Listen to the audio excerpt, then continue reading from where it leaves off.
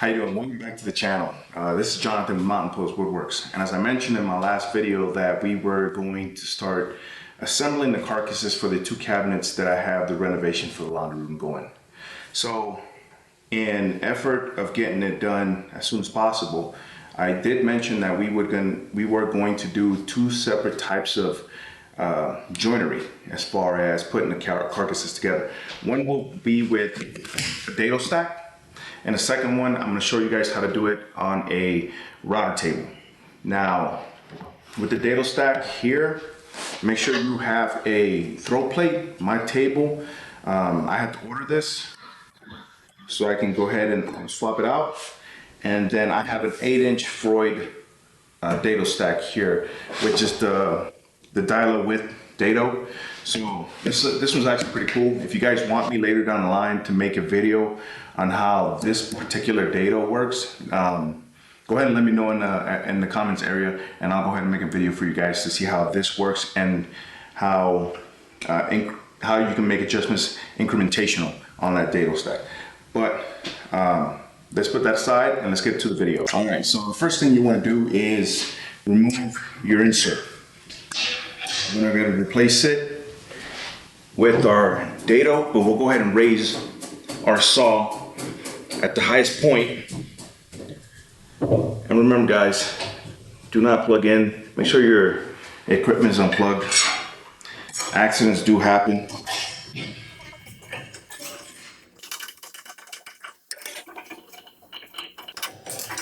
I'll go ahead and move this off to the side. And we'll open our tables. Dado. So as I mentioned, this is the Freud dialer width, so it does allow you to do incremental adjustments as this arbor moves. So you want to make sure that this is flush in order to make incremental moves. So that you can see, I can make adjustments and this will raise. And so you always want the teeth facing you. This is my outer blade.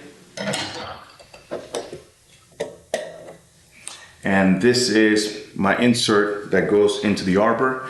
It does have a mount, so you don't have to remove that plate in there. So you'll go ahead and slide it in, teeth facing you again.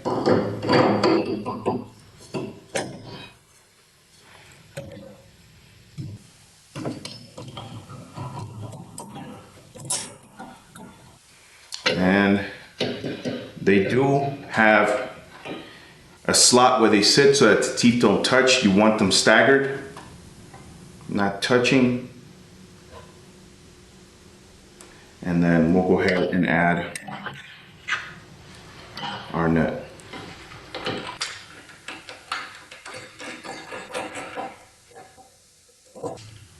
You don't want to tighten it. You'll make your first cut and then we can make adjustments if needed.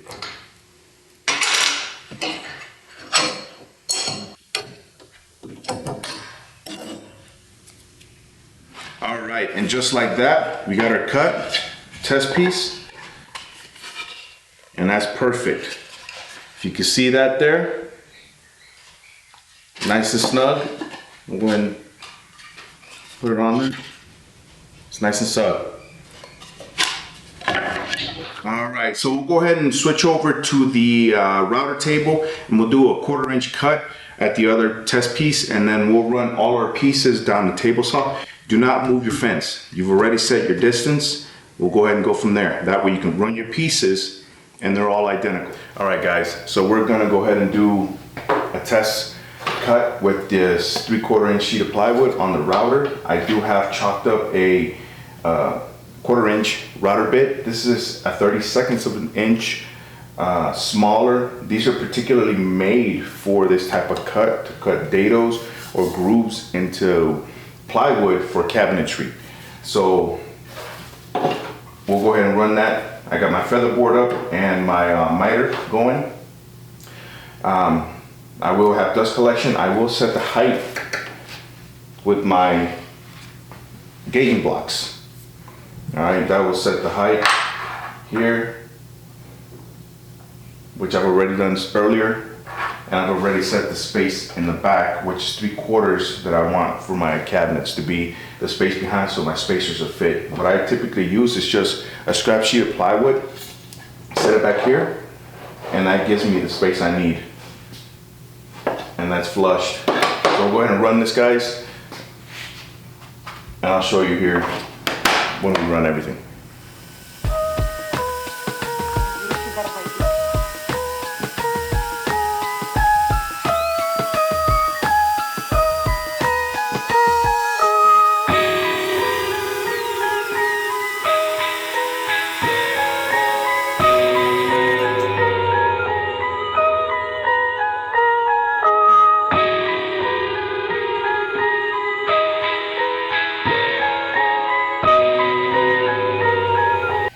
Alright guys, so we switched over to the table saw. I do have my Dado still in here. I never moved the fence from the previous test cut.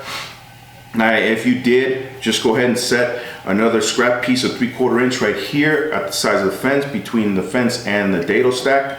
I will be using a gripper pad just because I do not want to put my hand near anywhere near that blade. It's just safer. I am not sponsored by Micro Grip, but I do recommend this just because it'll keep your hands and your burger eaters intact. Remember, Ear Pro, Eye Pro, and some dust collection. It's going to be on, but the dust is going to be everywhere, and I want to protect my lungs. So we'll go ahead and get started with this. We'll run all these boards, and we'll get in the next segment. We'll go ahead and start putting them together.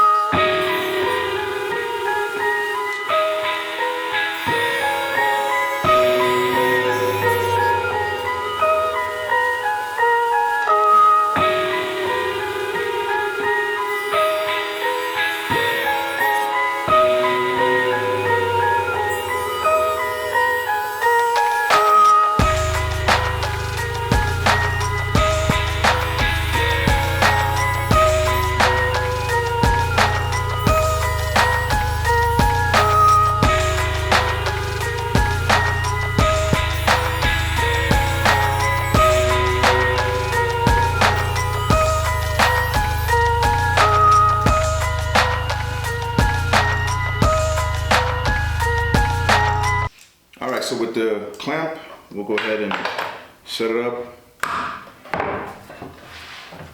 and I'll just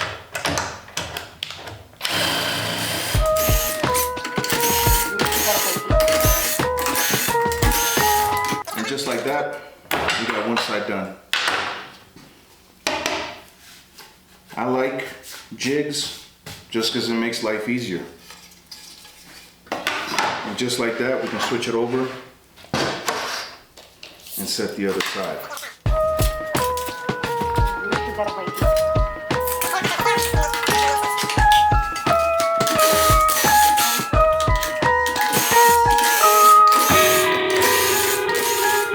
All right, so I'm gonna sand everything down. You can use any sander. This is just a sander I have that my daughter got me for Christmas. So lucky me. But I'm gonna start at 120 grit, 180 grit, and then move into 220 grit. I don't care about the veneer. Like I said, I'm gonna paint my cabinets. My wife has a specific color that she wants to use. I'm gonna use my Kreg ACS as a flat top. I'm gonna use the Versa stops and the repetitive stops just to keep it in place so I can sand perfectly. So good practice in sanding, just marking your material. Right? That way you know, once you get it off, you can move to the next grit and you'll be even. But you want to practice even strokes, not just jamming it in one area. But we'll go ahead and do this one.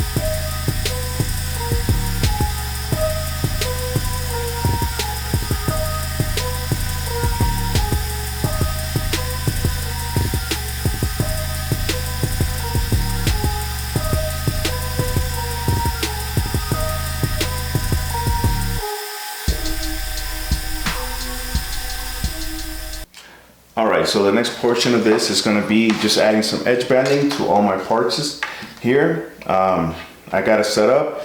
All you need is a regular household iron. So what you'll do is just set it, give it a little bit more than normal. Get to the other end. I'd like to cut a little bit short.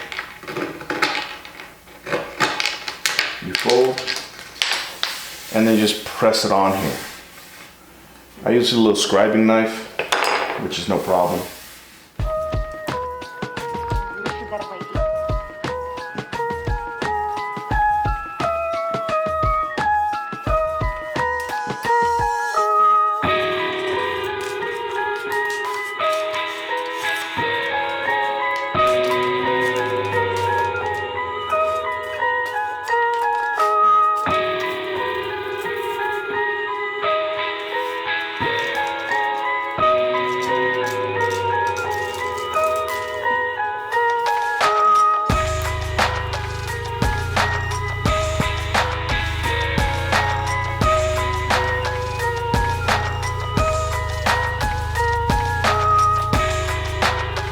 All right, so we'll just let it set, dry.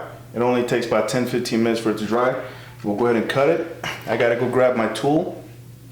It's a special cutter that they sell in the stores for edge banding. You can actually use a blade. My aim is not that great, so I'm gonna use the tool.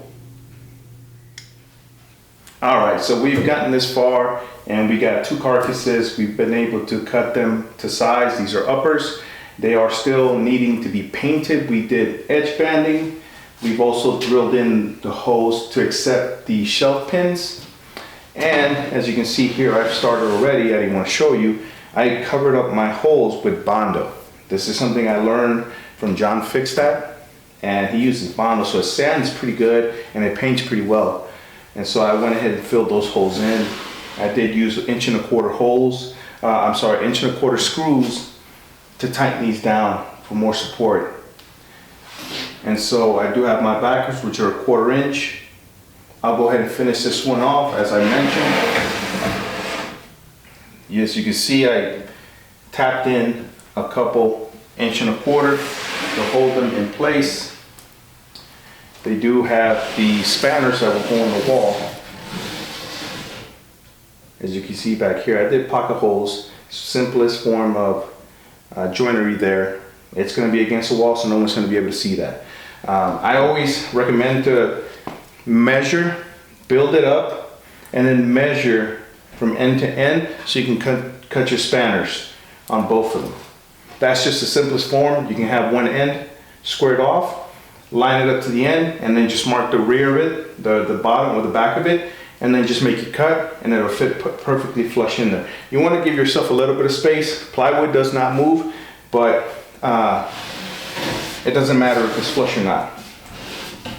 So I want to thank you guys for following along. If you guys have stayed to the end of the video, comment at the bottom there if you have any questions for me, any of the equipment that I used, or if you have any issues trying to find the router bits to do the recesses for the 1/4 inch or 3/4 inch, including the Dado. And as I mentioned, you guys can email me or comment and let me know if you want me to make a video on the Freud dial-up blade, which is a Dado stack that you make incremental movements at the front of the base of it. But anyways, thank you for watching us. If you want to follow me, like, subscribe. You guys have a great day.